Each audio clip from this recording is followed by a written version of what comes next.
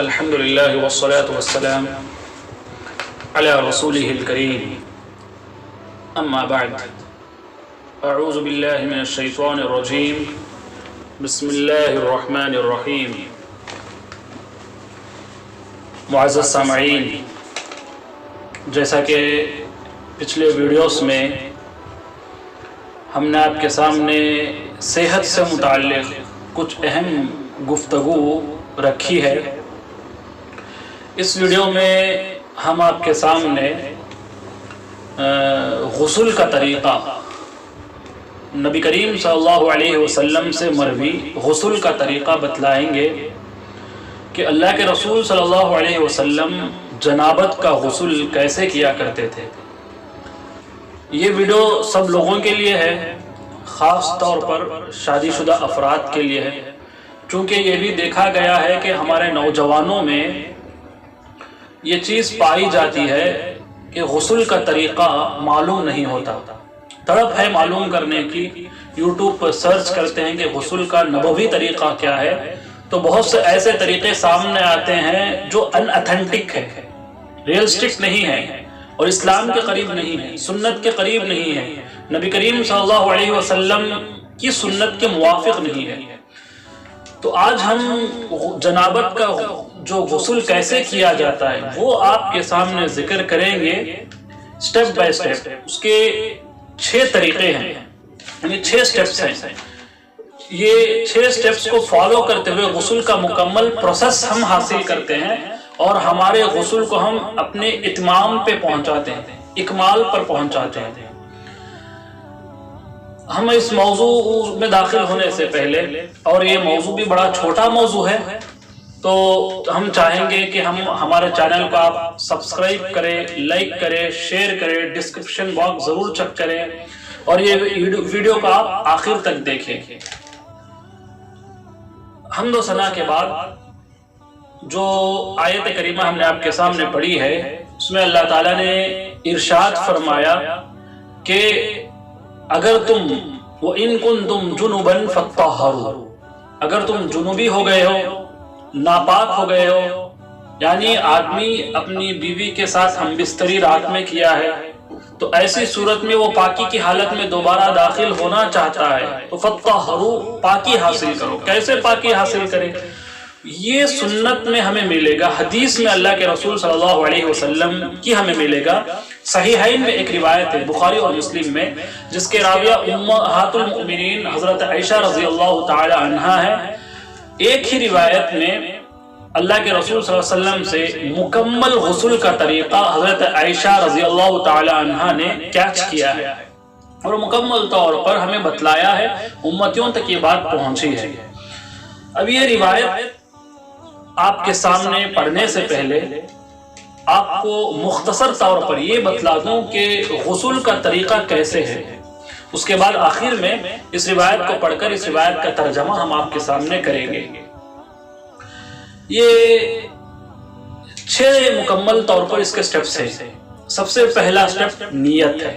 جیسا کہ آپ کے علم میں یہ بات ہے کہ کوئی بھی کام آدمی کرنے جاتا ہے تو سب سے پہلے اس کی نیت ہوتی ہے۔ نیت کس کو کہتے ہیں؟ دل کے ارادے کو۔ آپ سامان خریدنے کے لیے بازار جا رہے ہیں، تو بازار میں داخل ہونے سے پہلے آپ نے گھر ہی میں نیت بنا لی ہے کہ مجھے سامان خریدنا ہے، تو یہ آپ نے نیت بنا لی ہے۔ تو آپ بازار میں داخل ہو رہے ہیں، اور بازار میں داخل ہونے سے پہلے کی جو دعا ہے وہ آپ پڑھیں گے اور داخل ہو جائیں گے۔ اور نیت بنانے کے لیے، چاہے وہ نماز کے لیے ہو یا غسل کے طریقے کے لیے ہو، کوئی ثابت شدہ الفاظ نہیں ہے۔ نیت کہتے ہیں دل کے ارادے کو۔ آپ کے دل میں ارادے نے جنم لے لیا ہے، یہی کافی ہے۔ تو غسل کے طریقے کے لیے یہی بات کافی ہے کہ آپ نے نیت بنا لی ہے، نیت آپ نے دل میں طے کر لی ہے۔ اور بسا اوقات یہ نیت جو ہے معہود ہوتی ہے، بسا اوقات غیر معہود ہوتی ہے۔ معہود اور غیر معہود کا مطلب کیا ہے؟ آپ کے انسٹنسنس، آپ ارادہ بنا کر دل میں نیت بناتے ہیں کہ مجھے ابھی غسل کرنا ہے، اور آپ کے دل میں ارادہ جاگ لیا، شعور آ گیا آپ کو۔ اور ایک ہوتا ہے کہ آپ غیر شعوری طور پر آپ کے ذہن کے کسی کونے میں یہ بات ہوتی ہے کہ مجھے غسل کرنا ہے۔ کیسے؟ ظاہر سی بات ہے کہ آدمی ناپاک ہو گیا، رات میں اپنی بیوی کے ساتھ اس نے ہم بستری کی، اب وہ نیت بنائے یا نہ بنائے، اس کے ذہن میں یہ بات ہوتی ہے کہ مجھے صبح فجر کی نماز کو جانے سے پہلے غسل کرنا ہے، تو یہ بھی ایک طرح سے نیت ہو گئی۔ تو اس کے لیے ضروری نہیں ہے کہ قبلے کی طرف کھڑے ہو کر غسل کے لیے، نماز کے لیے ہو کہ کچھ الفاظ، مخصوص الفاظ کہے جائیں جو شریعت سے ثابت ہوں، ویسے تو کوئی الفاظ ثابت نہیں ہے۔ تو سب سے پہلے نیت ہے غسل کرنے کے لیے، آپ نے غسل کا ارادہ کیا جنابت سے فارغ ہونے کے لیے، پاکی کی حالت میں داخل ہونے کے لیے، تو اس پر آپ کو ثواب ملے گا انما الاعمال بالنیات کے تحت۔ دوسرا سٹیپ، یہ پہلا سٹیپ ہوا نیت۔ دوسرا سٹیپ، ہم حمام میں داخل ہوتے ہیں، حمام میں داخل ہونے کے بعد اپنی ان کوہنیوں کو 3 مرتبہ دھو لیں، 3 مرتبہ اس طرح دھو لیں، اور 3 مرتبہ اپنے ہتھیلیوں کو، کوہنیاں نہیں، عفواً معذرت چاہتے ہیں کہ ان ہتھیلیوں کو 3 مرتبہ دھو لیں، اور اس کے بعد تیسرا سٹیپ آتا ہے۔ تیسرے سٹیپ میں کیا ہوتا ہے کہ آدمی اپنی شرمگاہ کو دھوئے، یعنی جہاں جہاں وہ حصے جہاں انسان کے مخصوص پارٹس پر منی لگی ہوئی ہو، سب سے پہلے ان کو صاف کر لے، پھر اپنی شرمگاہ کو دھو لے، اور جب دھوتے وقت اس بات کا خیال کرے آپ اس ہاتھ کا استعمال کریں گے، لیفٹ ہینڈ کا استعمال کریں گے، پھر اپنی شرمگاہ کو اچھی طرح پاک کر لیں۔ یہ تیسرا سٹیپ ہوا۔ اب ہم داخل ہو رہے ہیں چوتھے سٹیپ میں۔ چوتھے سٹیپ میں کیا ہے؟ چوتھے سٹیپ میں آدمی وضو کرے، اتنا ہوا ہے۔ چوتھے سٹیپ میں آدمی وضو کرے جس طرح نماز کے لیے کرتا، لیکن یہاں اس بات کا خیال رکھے اپنے پیروں کو نہ دھوئے، اپنے قدموں کو نہ دھوئے، وہ آخر کے لیے اٹھا کے رکھے اس کو، اپنے قدموں کو نہ دھوئے۔